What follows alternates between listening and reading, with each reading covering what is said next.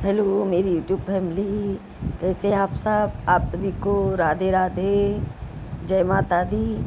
दोस्तों आज है शनिवार, आज है दुर्गा अष्टमी। तो आप सभी को दुर्गा अष्टमी की ढेर सारी शुभकामनाएं। तो दोस्तों ये सुबह 5:30 बजे का वीडियो है। ये हम दूध ले आए हैं, फूल भी तोड़ कर ले आए हैं और हम नहा भी चुके हैं। अब हम जा रहे हैं भोग बनाने। ये देखिए दूध चढ़ा दी हूँ और इधर हम चावल धुल करके ले आए हूँ। तो इनको हम दूध उबालने के बाद चावल छौंक देंगे। इसकी बनाएंगे हम खीर, क्योंकि आज शनिवार है और हर नवरात्रि में दोनों, उधर कुंवार वाले इधर वाले, नवरात्रि में हमारे यहाँ ब्रह्मचारी बाबा के यहाँ हवन होता है। देसी घी की पूड़ी और खीर बनाने के बाद उसी का हवन होता है।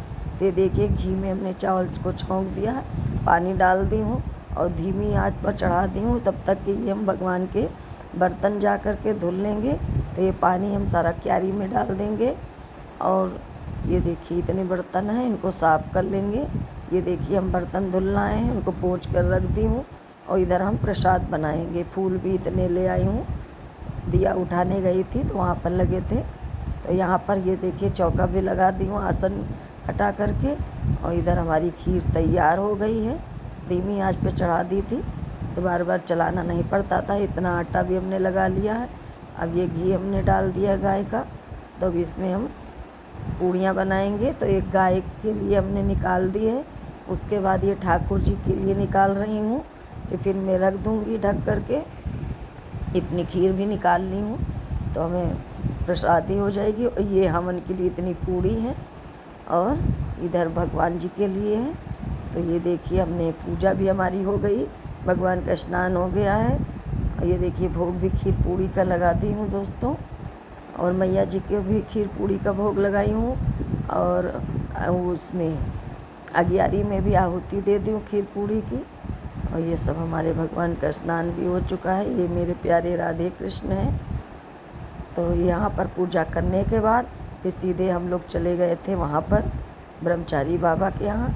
तो अभी तो पूजा ही कर रहे हैं, आरती कर लूँगी। आरती करने के बाद फिर वहाँ पर जाऊँगी।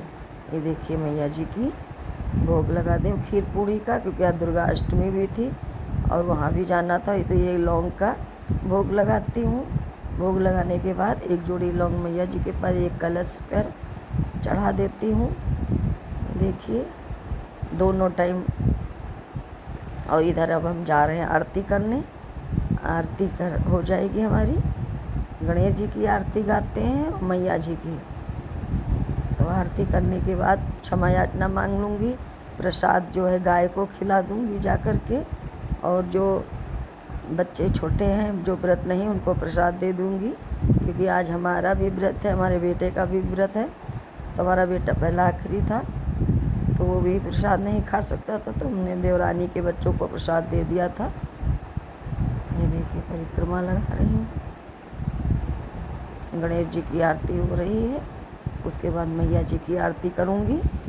तो बहुत अच्छा लगता है पूजा करना, मैया जी की सेवा करना। ये सब करते करते 8:30 बज गए थे और अब हम यहाँ ब्रह्मचारी बाबा के यहाँ आ गए हैं।